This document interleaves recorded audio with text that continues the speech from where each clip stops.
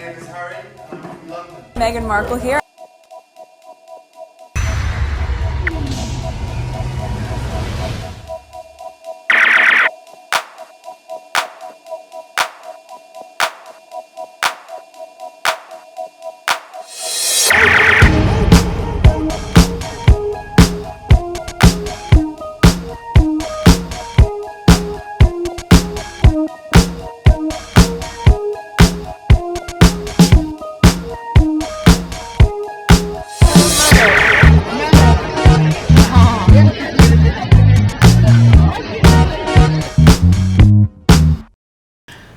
Alright, so let's continue recording. Go on PYTE. I have part 1, so I'm just continuing. So today is July 10th, 2025. It is 4:20 a.m.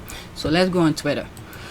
On my last video, I was supposed to focus on this lady here. I have several tweets making reference to her, but what took me off course is that I was searching for a video where it's a couple days after she did that interview. The squad was so happy and talking about her and things like that. Then a couple days later, it's like a complete 360. Okay, so I was looking for that video or some of the tweets that were making reference of her backpedaling. I can't find it. So I ended up putting different tweets, TikTok videos on the list, and I ended up recording an hour plus. So I put that on PYTE. So let's focus on this now.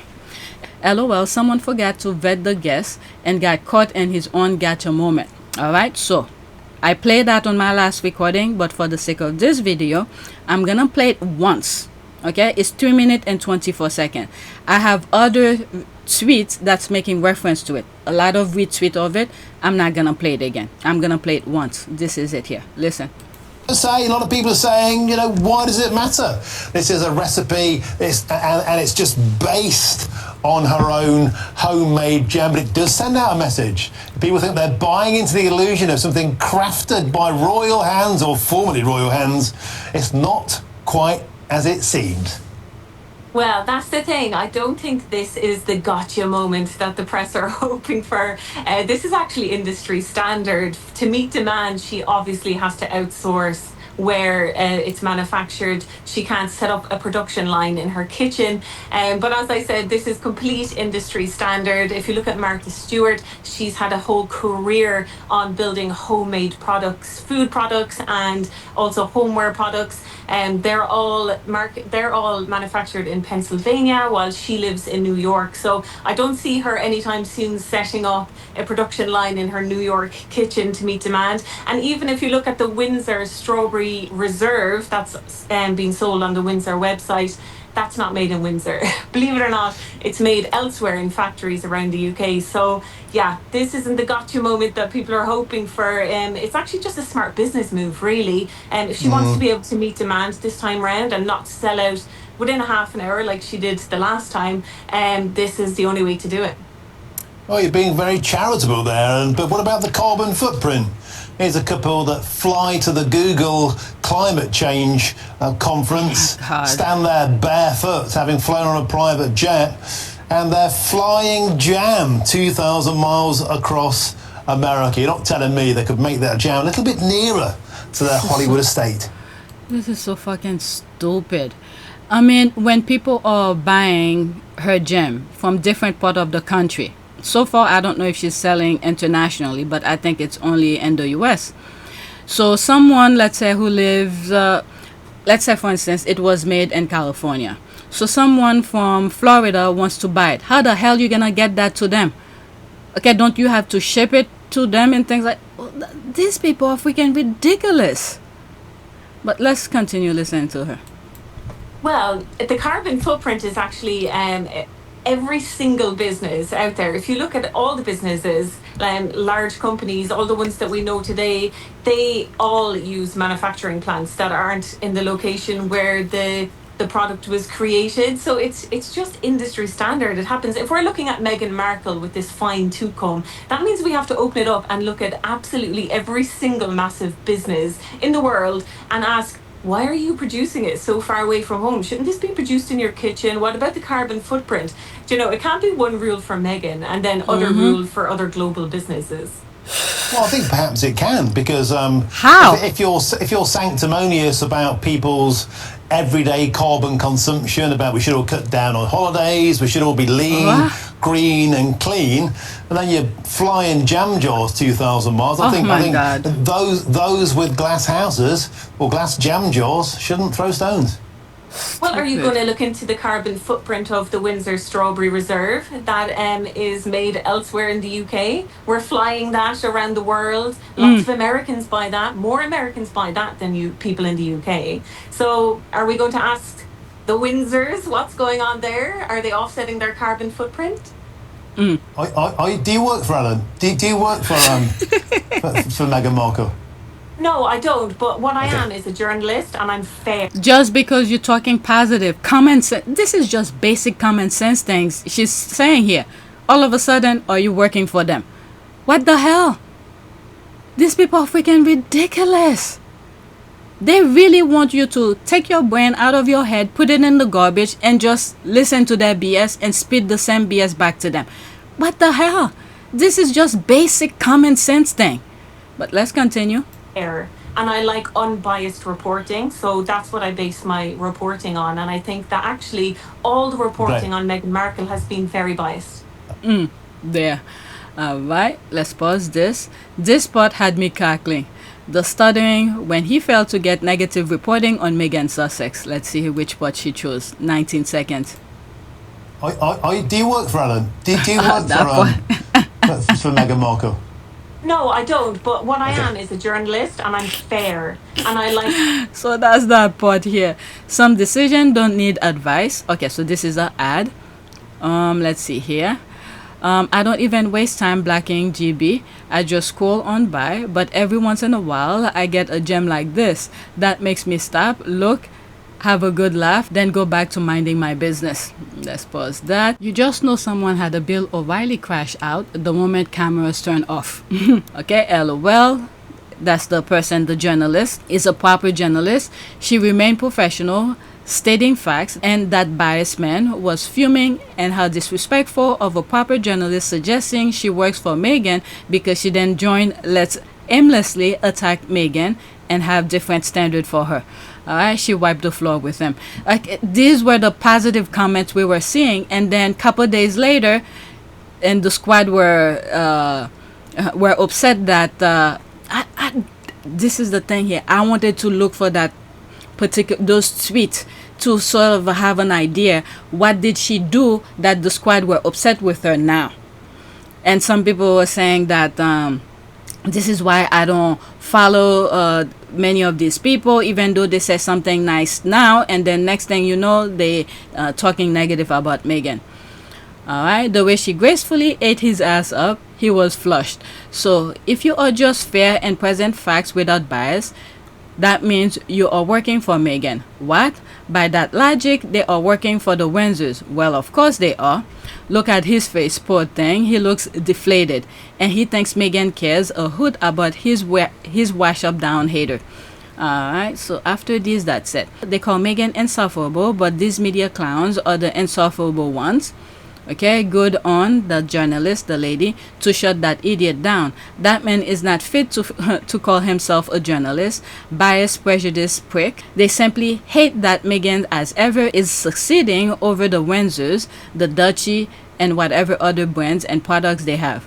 Okay, look at his face, poor thing. He looks deflated, and he thinks Meghan cares a hoot about his wash-up hater. Alright, let's go to the next tweet, and I believe it's a retweet of that same video, but I'm not gonna play it. I'm gonna focus on the caption and some of the responses of it. All right, 4 minutes and 34 seconds.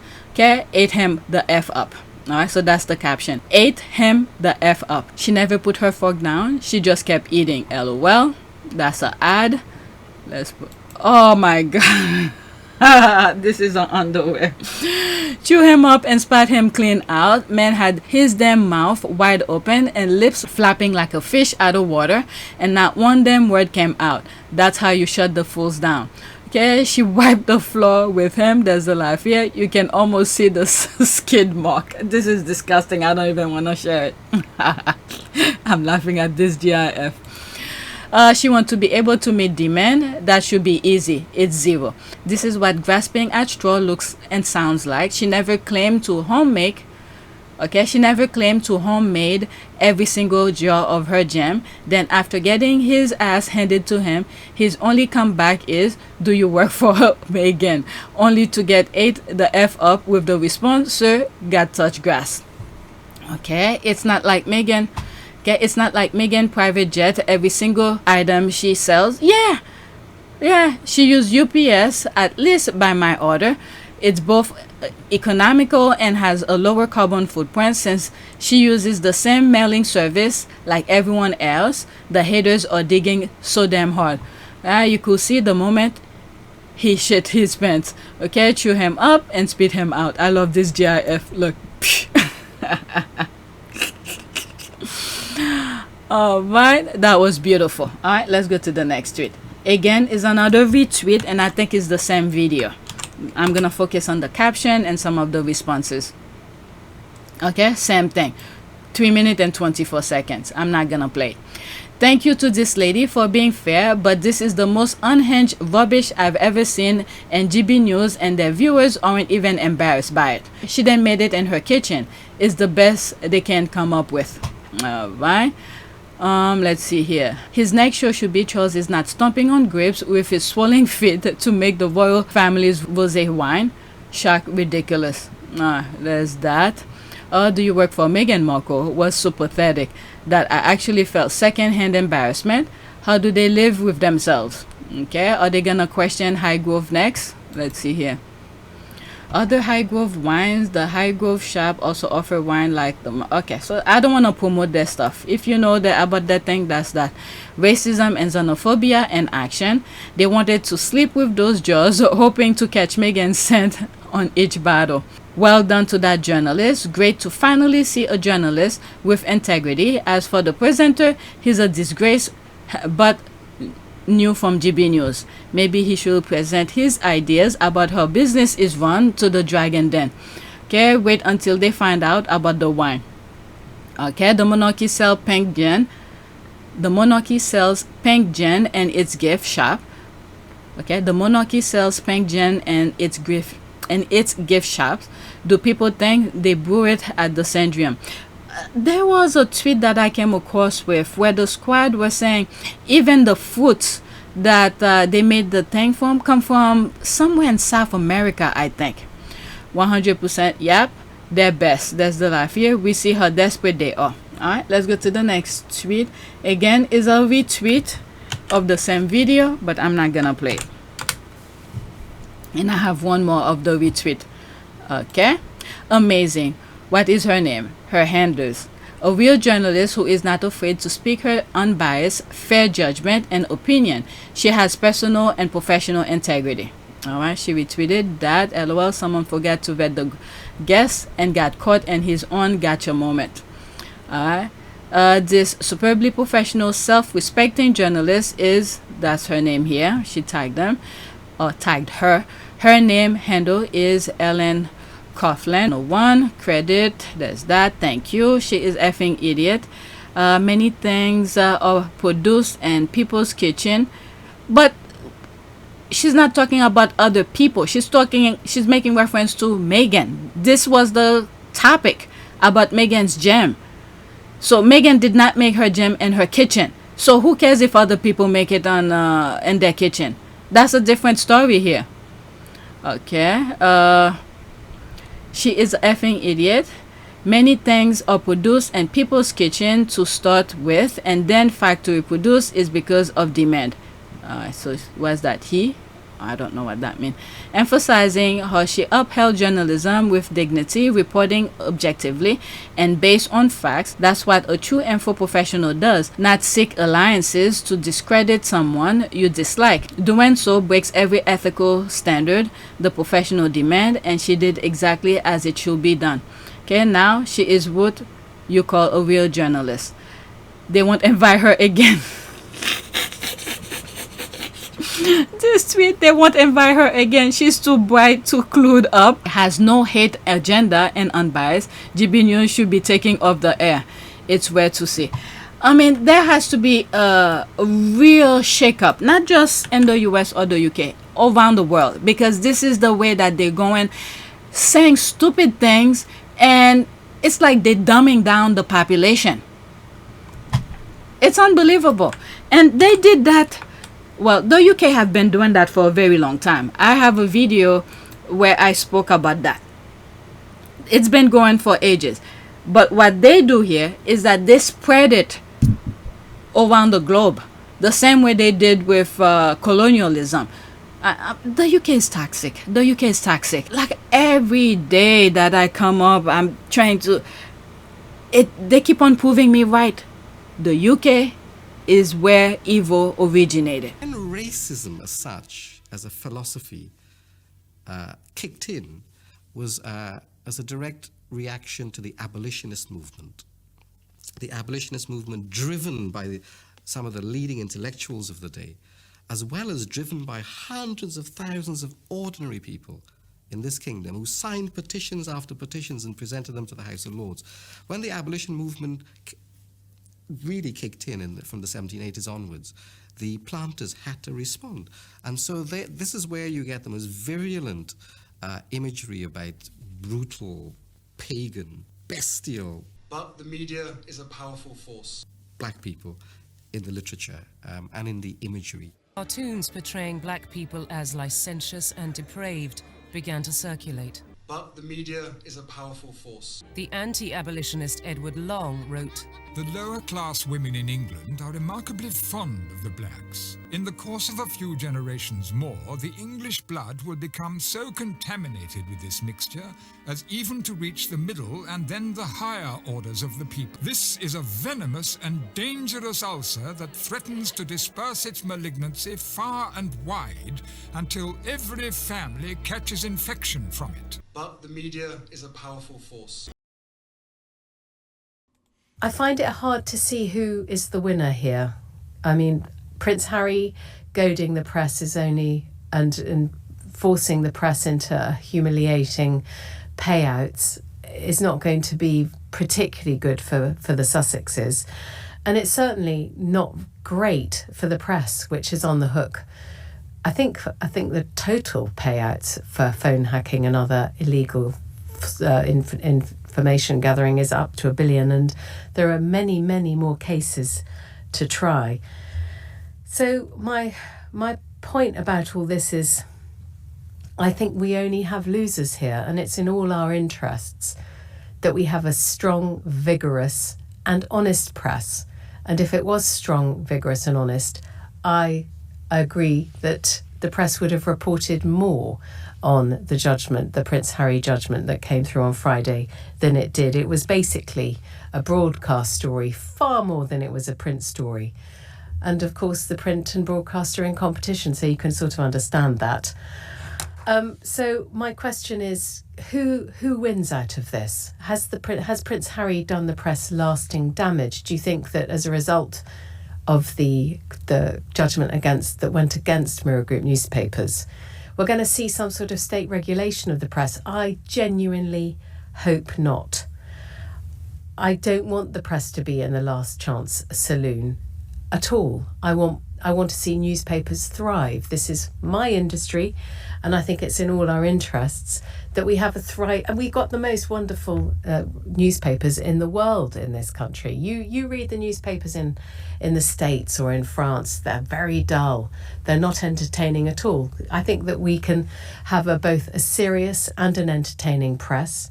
And that's what I want to see survive. I don't want to see Prince Harry destroy the industry I love. Today's ruling in favour of Prince Harry. That you don't like Meghan Markle. You've made it so clear a number of times on this programme. A number of times. All right, next tweet. This is from Sussex Squad. The retweet again, but I'm not gonna play it. They are really obsessed with my good sis. I make skincare and all my formulation of mine. I was selling them or giving them to people. Once I got approached to partner with a brand, it wasn't ideal for me to be making skincare myself. I had to license my formulation. Okay. To a lab, okay, so she continue here. To a lab, so everything can be scaled up and it can meet all FDA regulation for the products to be produced and sold at a larger scale and stores. They know there is no way Meghan will be making all that stuff in her home. All right, trust a fake word, fake concept. Okay, this is an ad. All right, so that's that. Let's go to the next tweet, and I think I'm done with this video, her video content about the GB News. Next. Oh, no. This is making reference to her name. Hope everyone remembers the name of this lovely lady, Ellen Coughlin. I still remember her after Prince Harry won his phone hacking case, telling Rodovat that they have amnesia. There's the laugh here. This is an ad. I follow her yesterday. She tells the truth and stand for fairness. Good on her. And remember the name of the idiot. She took down Martin Dubney trying to bully Meghan again. Just follow Ellen. What a gem. He asked her if she worked for Meghan. Honestly, some people, yep, we see her and have been hearing her for quite some times now. She gives me hope that journalistic integrity and dignity is still in existence. Ellen is a champion. You know what? I think many journalists in the UK will want to tell the truth, but it seems like because the fear that they put on them, I don't know. I'm just guessing. It's the fear that they put on them. Okay, Ellen is a champion. I'm not a fan of royals, but facts matter. Winner on the right, loser on the left. All right, let's go to the next tweet. All right, this is a different thing here. That should have been on video 1. This is a wedding. A random person. I'm not gonna play it all because of the music. I don't know if YouTube will flag me, so I don't know who they are. This is a couple who's getting married, and now the song "Stand By Me" was being sang by the people in the audience. Okay, the Harry and Meghan effect. A nervous couple are waiting to get married when suddenly a guest rises from her seat. All right. It's almost 4 minutes, but I'm not gonna play it all. You know what? Let me scroll to it really quickly, because when I play it, it's gonna be screenshot. All right. So first, she stood up, starting the song, and then him, and then some other people. All right.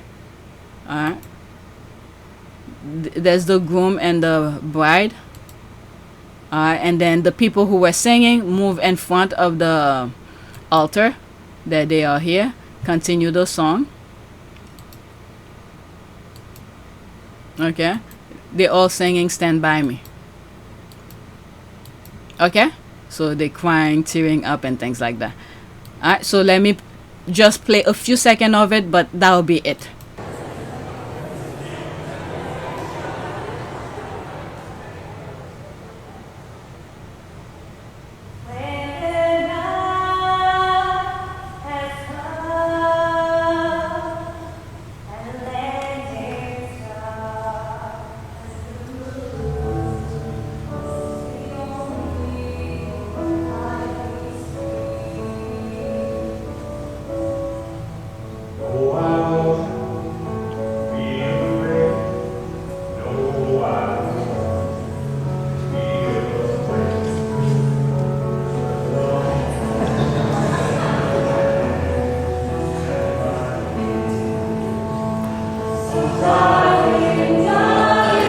They better stay faithful. That's all I have to say here. Okay, I'm gonna stop it from here because YouTube is gonna give me problem.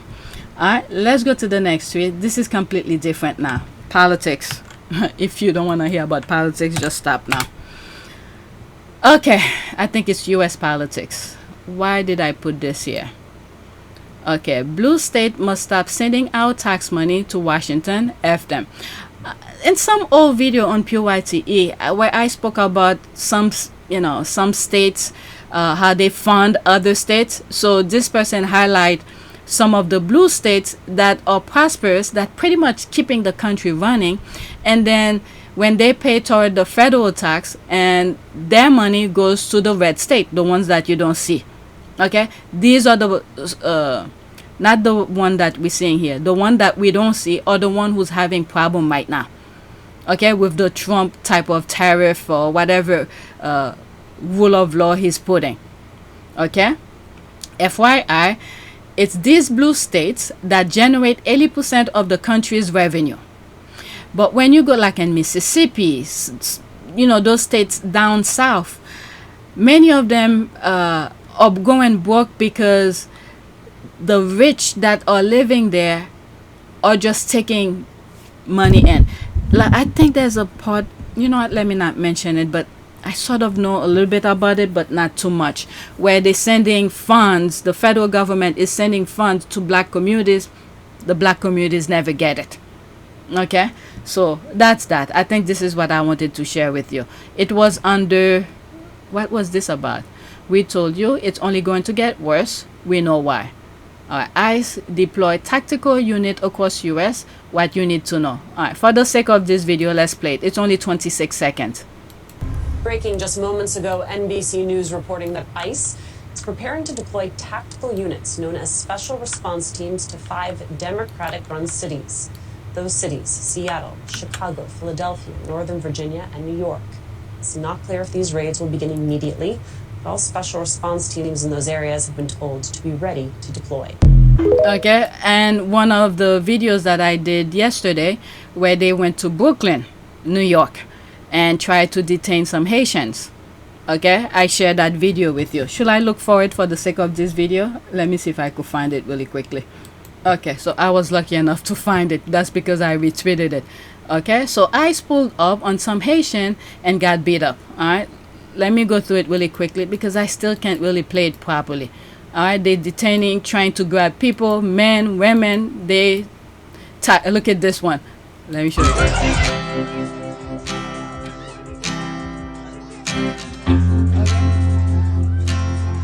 All right, so that's that. Okay, so that's that. Let's go back to this. Okay, I'm done with this. Let's go to the next tweet. Cuban. Okay, so this one is talking about Cubans, how they, I think it's a lawyer that's talking about where they're sending Cubans. Many of these people were living here legally. Okay, all of a sudden he decided, even if you, I mean, for many Haitians to get their legal status, it takes years. They make it so difficult. I remember when I got my green card to live here legally and things like that, and my lawyer told me, when it's time for you to renew it, don't renew it. Just do your citizenship. I think it takes 5 years or something. Once you live there for 5 years, and then you could become a citizen. He said, don't bother renew it, just become a citizen. File for your citizenship. And that's exactly what I did. Okay, and now there's Trump, who he doesn't care if you did all those time. I mean, so much can be said about this. You have families who establish themselves. This is the thing many people need to understand. They left their home, they follow the rules, come here, and there's some people who had who won a lottery. I don't know if some of you know about that. Different countries, not just one specific countries. Actually, there's a friend of mine who I haven't seen her in a while since the pandemic. A Russian lady. My kids used to go to school and they used to hang out together. She won a lottery to come here. Okay, so there are people from different countries who win lotteries to have a green card in the US. So she was one of them. So just imagine this. You left your home, you followed the rules, you did whatever you need to do to be in the US. Now you establish yourself. Some people bought houses, they have businesses, they have all sort of things. And then for this guy to just snatch you up and send you someplace else. What the F? What happened to all of the stuff that you build up to have? And meanwhile, they doing all of that. They didn't come here legally themselves. Their forefathers I'm talking about. Okay? But let's focus on this. Cubans are getting deported, but not to Cuba. Immigration attorney Salmon. Okay? Let's listen to this. It will be screenshot. It's almost 2 minutes. Yes, Cubans are getting deported, but they are not getting deported back to Cuba. And these are not the Cubans who have entered the United States in the last few years. These are Cubans who have been in the U.S. since the 1960s, 70s, 80s, and at one point they were even lawful permanent residents, but because of their criminal history, they lost their immigration status and were ordered deported. But because of the political situation between the United States and Cuba, they were actually never deported to Cuba, and instead they were placed on what's called order of supervision, where they typically go once a year for a quote-unquote check-in, and they meet with an ICE officer, and the ICE officer makes sure that they don't have any other crimes going on, and they're abiding by the terms of their check-in, and they're able to apply for a work authorization. Since Cubans were not accepted by Cuba to be deported, they have remained in the United States for decades under the order of supervision. But now, since the Trump administration is pushing hard this third country removals, Cubans are now being deported to various locations, including Mexico. You're seeing Cubans go to their ICE OSUP check-in appointment and be detained, and they're spending a few weeks in Chrome and then being transferred over to Texas, and then from Texas they're being placed on a bus and then deported to the southern part of Mexico. Shame, because I think if ICE had told them what the plan was, these people could at least prepare for it, but sadly they have absolutely no idea that this is even coming to them, and now they've been in the U.S. for 50, 60 years with relatives and businesses and families and ties to the U.S., and just being dropped off in another country with no ID, no money, and no resources. This is crazy. You have a criminal who's doing that to other people. I don't even know where to start. Let's just leave that as that. Let's go to the next tweet. I don't even want to read the comments. Next tweet. What is this about? Alright. So I think this is making reference to Israel. All of our countries can become Gaza, and one day, if you will kill my children, I will kill you. Romanian MP Diana, okay, I don't know, I cannot read that, denounced the international silence on Israel crime in Gaza and called the sanction to be imposed. Alright, this one is 2 minutes and 5 seconds. In my humble opinion, the reason they are able to do that is due to the Epstein thing. They entrap many of those politicians, and to force them to comply, to let Israel do what Israel is doing. It's very sad. And if we don't be careful, the way that they destroy Gaza, I won't be surprised they do it over here, because I remember very distinctively before what we saw is happening to Palestine. You have those Israel soldiers, they dress all in black, going to squares where young Palestinians just hanging out, you know, on their phone and just chilling, and then they're pushing them. They were trying to get reaction out of them. Since they didn't get the reaction out of them, then they create that nonsense about the hostage and all of that. It's all them. It's all them. But they're saying it's Hamas this, Hamas that, and bombing the entire country looking for Hamas. And then when these people try to go fish in the sea, they're shooting at I just can't fathom with this. I just can't. If they could do that over there, don't be surprised over here, okay? I see the same tactic is happening in the US right now. And there's a video I post on my community board. After we listen to this, I'll play. It's an American former soldier. I think he was in DC during January 6th. And he put a warning video out. I'll play it later. I'll go on my community board to search for it. But first, let's listen to this.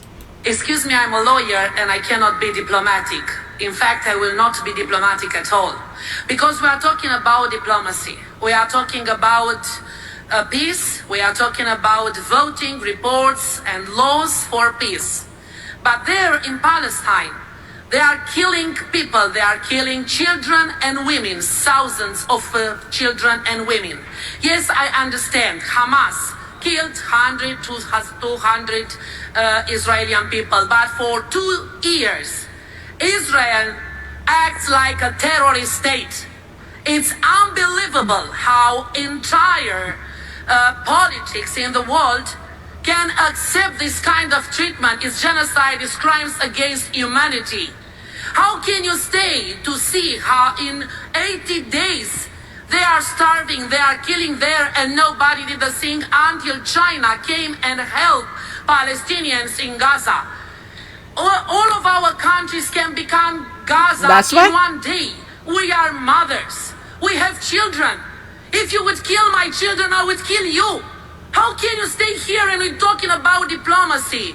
You sanctioned Russia, so sanction Israel. You cannot accuse Israel of crime and to do business with Israeli people. Gaza is Palestine, as Kosovo is Serbia and Transylvania is Romania. You have a lot of problems here, but you have to take measures. You cannot do it with democracy when Israel killed people. Kill all the time. It's blood on their hands.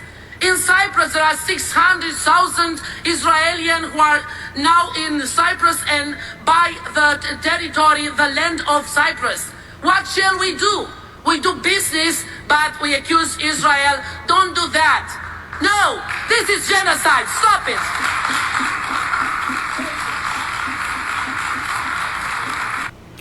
It's very sad to see Palestinians who were in the U.S. who had the right to vote. They didn't see that. It's very sad. And they vote for someone to go and continue the same nonsense. I don't even know what to say anymore. Okay, I did say I'm going to go on my community board to look for a video that I share with you about this Gen 6 police officer. Let me go search for it. So if you go on my community board, this is it here. So far, only 11 thumbs up. I don't know who watched it. All right, so let me play it here. For most of my career, I love being a cop. I love the adrenaline, the sense of purpose, that we put bad people in bad places so good people could live their lives in peace. I even remember telling other guys on the job, I would do this for free, and I meant it. But today, I'm not here to glorify policing. I'm here to tell the truth, because if you wear a badge in this country, or if you care about what justice actually means, then you need to hear this. Okay, A lot of people in my generation, I was shaped by 9/11. I was a high school dropout at the time, and that attack on our country, it pushed me into a career in law enforcement that lasted almost 20 years. I took pride in the work, not the politics, not the bullshit, the job. But I also saw a lot of things I didn't want to see, things that were easy to ignore until they weren't. But for me, one of the worst parts of the job was in-service training. They'd pull us off the street, make us sit through lectures, often by people who'd never worn a badge. We all rolled our eyes at the so-called experts talking about community policing or institutional bias. It felt like bullshit. But there were two moments I'll never forget. One was a trip to the Holocaust Museum. We were told to reflect on how law enforcement played a role in the atrocities, how German cops helped round up Jewish families, took their property, put them on trains to death camps. I remember thinking, this would never happen here. Then, we visited the National Museum of African American History and Culture.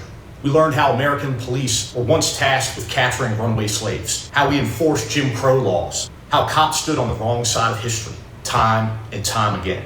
And yet, I dismissed that too. I thought, I wasn't alive back then. That wasn't me. They were just doing their jobs. Man, did that thought age poorly. Because then came January 6th, when an American president sent a mob to the Capitol to stop the peaceful transfer of power. I know because I was there. I got the shit kicked out of me by the same people who claimed to back the blue. They beat me unconscious while waving American flags and wearing thin blue line patches. And after all that, the same president, the one that incited the violence, walked free. He walked. He ran again, and then he pardoned the very people who tried to kill me and my fellow officers. That was the moment it all clicked. The lecture I rolled my eyes at, the talk about cops being on the wrong side of history, it wasn't history. It was a fucking warning. Now we're facing something just as dangerous. You've got cops being told to enforce orders that violate the Constitution, to arrest peaceful protesters, target immigrants, intimidate voters, harass trans kids, all to serve a lawless, fascist-leaning agenda from the top down. And if you wear a badge, you've got a choice. Obey those orders or obey your oath. Because one day, this moment is going to be written down in history. And your kids, your grandkids, your conscience, they're all going to ask the same question. Which side are you on? This ain't about politics. It's about right and wrong. You can't hide behind your badge. You can't say, I'm just doing my job. We've seen how that story ends. This is the Michael Fanone Show. Remember your fucking oath and hold the goddamn lie. Okay. So I don't know if some of you watched it when I put it on my community board. So back to this. The link will be in the description if you want to go to it again, or just go on my community board. So I'm done with that. Let's go to the next tweet. I have one more and then I'm done with this video. Alright, so let's see here. Alright, a foreign activist warned Israel soldiers of their faith. Quote, they're taking pictures with their faces hidden because they know accountability is coming, just like the Nazis. Maybe tomorrow, next year, or in 2 years, but the world won't forget their crimes. They'll be hunted everywhere and punished. And something that crossed my mind the other day, and I was like, there could be some in there, okay, just to keep notes of what's going on. But anyway, this one is 45 seconds. Let's listen. I'm not gonna go in the comment. I just want to share the video. Screenshot, obviously. 45 seconds. IDF soldiers are now taking their pictures with their back turned towards the camera. IDF soldiers are now taking official photos with their face completely turned. Do you know why? Because they all know that they're about to be held accountable the way that the Nazis were. And I don't give a fuck if it takes today, tomorrow, a year, 2 years, 5 years. The world will never fucking forget what they did. And just like they're hunting them around all of these other different countries when they go on vacation, they will be hunted officially and thoroughly eventually. So don't you ever think that they don't know what they're doing is wrong, because they absolutely have a way better understanding than they put on. And let this picture of them with their whole fucking head turned this way as their official photos be proof of that. Fuck them. I cannot wait for the day that we see all these motherfuckers on the wall. IDF soldiers are now taking there's some videos of them dancing and before they go do some crazy stuff in Palestine, they dancing, or even after they finish do their killing, dancing, music. I'm telling you, these people look like they are possessed. One video I was looking for my last video that I did, where this Israel soldier was talking to, I don't know, a podcaster or something like that. The way this guy was talking is just unbelievable. I can't find it. Alright, so this is my last tweet for this video, and then I'm done. Alright. I just felt like this picture, since I cannot show kids dying or anything like that, this is a still image. Very heartfelt. There is no food, but there is love and affection. This is sad. Very sad. My God. Okay. I'm not gonna go in the comment. I just want to leave this image with you. Let's do a prayer. The last prayer that I did on my last video, prayer for control. Maybe now prayer for compassion. I don't know. Compassion. O-N. Let's pick this one. A prayer for kindness. Lord, even when the world around us is swirling and broken, thank you for being true, kind, and foundation to lean on. Today, we boldly and humbly approach you, asking for your kindness to meet us. Let's do this one as well. For compassion. We pray that we will always be sensitive to the needs of others and the way that we speak and act towards them. May we be moved with compassion to respond to their needs and generosity and kindness. Amen. All right, so that is it. So please take a moment to subscribe, like, and share. If you want to support this channel, there's a PayPal link and a Cash App link in the description. You could donate. Those who have donated, thank you. All right, so that is it. And check PYTE for part 1. Thank you for watching.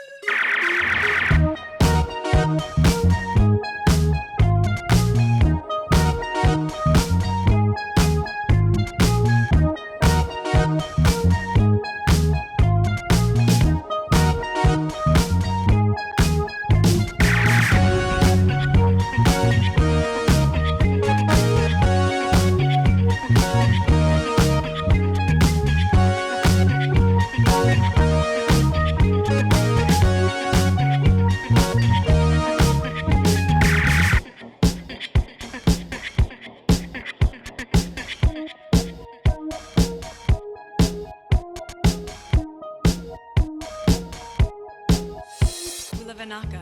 It is a great privilege to be with all of you today.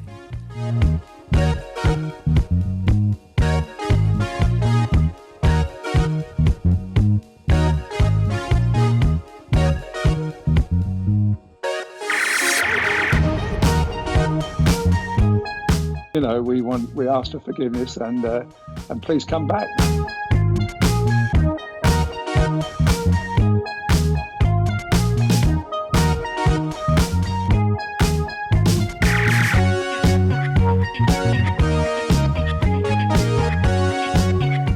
As you saw me find the love and happiness that I'd hoped for all my life.